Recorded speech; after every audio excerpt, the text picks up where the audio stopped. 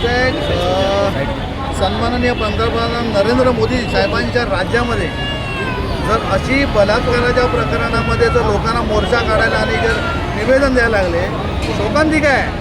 एका बाजूला सरकार मोठे मोठे दावे करतात, बेटी पढाओ बेटी बचाओ आणि सगळं ठीक आहे, पण ऑन पेपर आहे. लक्षात घ्या, कुठेही जसं तुम्ही मगाशी प्रश्न विचारला सोमनाथ पवारांना, फक्त ऑन पेपर आहे. त्यामुळे या सरकारला काहीच पडलेली नाही. या सरकार जेव्हा जागं होईल, जेव्हा त्यांच्या मुलीवर बलात्कार होईल ना, तेव्हा अत्याचार होईल, तेव्हा त्यांचे डोळे उघडतील. स्वतःची मुलं ठेवायची अमेरिका लंडनला, आणि या ठिकाणी सुव्यवस्था नसल्यामुळे, या ठिकाणी कुठलंही कायद्याचं राज्य नसल्यामुळे स्वतःची मुलं पाठवायची बाहेर आणि या मुलांवर अत्याचार केल्यानंतर त्याच्यावर कारवाई नाही करायची, हा मोठा घटक साधनच आहे असं माझा आरोप आहे. तुम्ही बघत असाल या ठिकाणी नरेंद्र मोदी साहेबांनी मोठ्या अदानी आणि अंबानीसाठी मोठी जागा बिगा द्यायचे, लूटमार करायची, तेव्हा एका मिनिटात तुम्ही निर्णय घेता.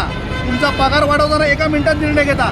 मग यासाठी तुमचं म्हणजे का वेळ लागतो आहे, हा मोठा प्रश्न जनतेसमोर आहे. सोमनाथ पवारसारख्या एका कार्यकर्त्याला लक्षात घ्या, मोर्चा काढायला लागतो आणि एक निवेदन द्यायला जायला लागतं. फार मोठी गोष्ट, फार मोठी शोकांतिकाची विषय आहे. मी सोमनाथ पवारांना कळकळीची विनंती करतो आहे, मोदी साहेबांना तुम्ही जात असाल तर नक्कीच जसं नवनाथ पवार साहेब बोलले, चिमटा काढा की तुम्ही आता जिवंत आहात का मेलेले आहात, तुमच्या भावना मेलेल्या आहेत का, याचं स्पष्टीकरण होणं गरजेचं आहे. त्यामुळे सोमनाथ पवार साहेबांना मी आता एक हे पण चेतावणी पण देतो आहे आणि त्यांना खात्रीला एक सांगू शकतो की तुम्हाला अडथळे निर्माण होणार.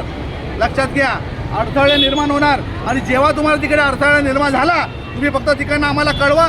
या ठिकाणी ठिंगणी पोतली शहर राहणार नाही, तुम्हाला सांगतो. या ठिकाणी फार मोठा उद्रेक होईल, लक्षात घ्या.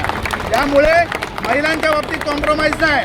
मुलींवर जो 4-4 वर्षाच्या मुलीवर बलात्कार होऊन सुद्धा तुम्ही त्याला 2-2, 4-4 वर्ष त्याचे गुन्हा दाखल करायला लागेल, त्याच्यावर इन्व्हेस्टिगेशन करता. द्या ना फाशी 4 रस्त्यावर.